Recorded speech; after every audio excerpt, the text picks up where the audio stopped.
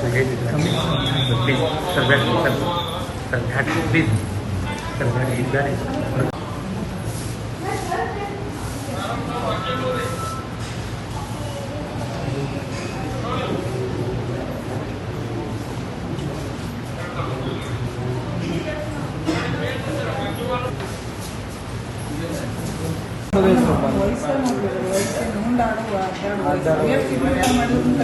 ನಿಮಗೆ ಆಗಲಿಲ್ಲ ಅಂದ್ರೆ ನೀವು ಬಾಲ್ ಮಂದಿರಿ ಕ್ಯಾಲಿ ಕಳಿಸ್ರಿ ಬಿಡಾಕ್ ಹೋಗ್ಬಿಡ್ರಿ ಅದು ಫೋಟೋ ನೋಡಿ ನಮಗೂ ಹೊಟ್ಟೆ ಉರ್ರಿ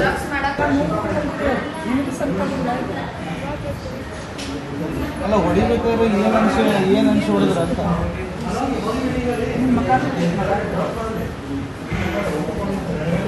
ಮಾತಾಡ್ತಾನ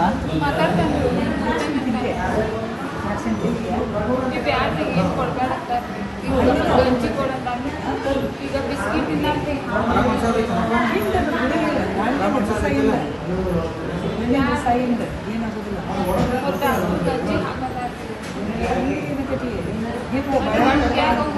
ಮಾಡಿ ವಾಮಿಟ್ ಆಗೈತೆ ಮಾಡ್ತೀವಿ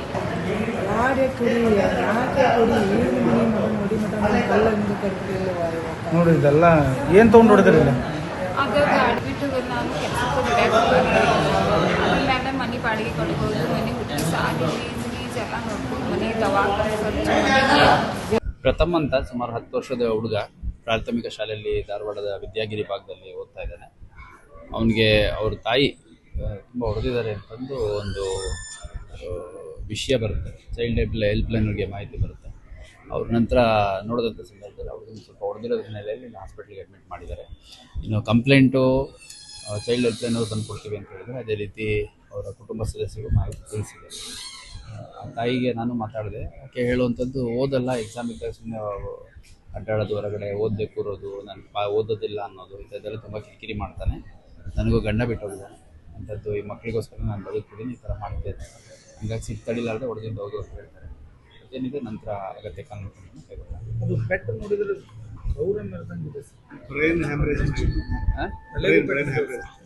ಅಲ್ಲ, ಈಗ ನಾನು ಹುಡುಗನಿಗೂ ಮಾತಾಡಿದೆ. ಹುಡುಗ ಮಾತಾಡೋ ಸ್ಥಿತಿಯಲ್ಲಿದ್ದಾನೆ.